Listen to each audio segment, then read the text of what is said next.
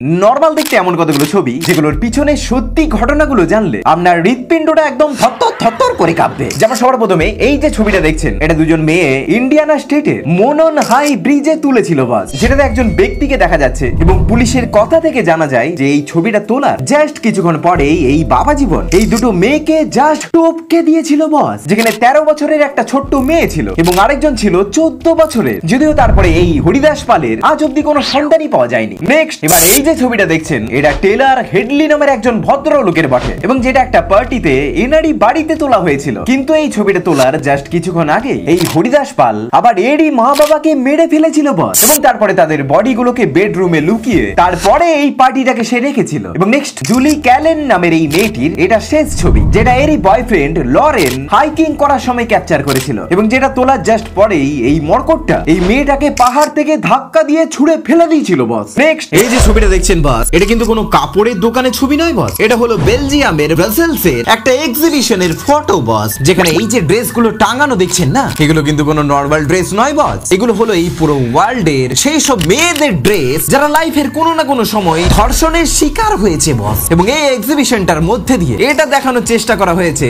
যে ড্রেস কখনো একটা ধর্ষণের কারণ হতে পারে না বস, ক্রিমিনাল কখনো ড্রেস দেখে ধর্ষণ করে না বস। এরপরে এই ছবিটা দেখুন বস, যেটাতে অ্যালেক্স অ্যালেমানি নামের একজন পেইন্টার নিজেরই ছবি আঁকছেন। এবার তিনি এমন ছবি আঁকছেন যেন নিজেই আঁকছেন, আবার নিজেই যেন নিজেকে আঁকছেন।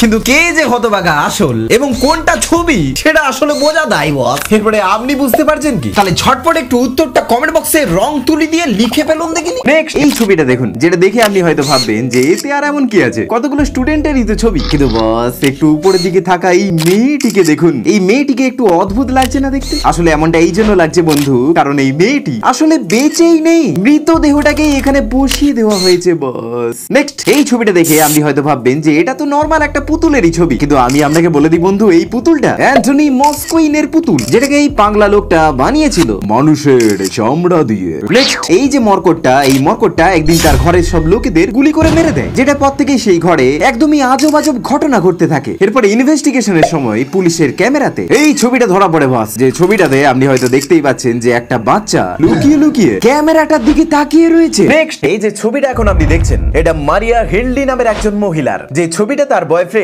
ইয়ান ব্রেডি ক্যাপচার করেছিল। কিন্তু কথা হচ্ছে যে যেখানে দাঁড়িয়ে এই মহিলা এই ছবির জন্য পোজ দিচ্ছে, ঠিক তারই নিচে একটা বাচ্চার মৃতদেহ পোতা রয়েছে এবং যাকে এই দুজন মিলেই মেরে ফেলেছিল।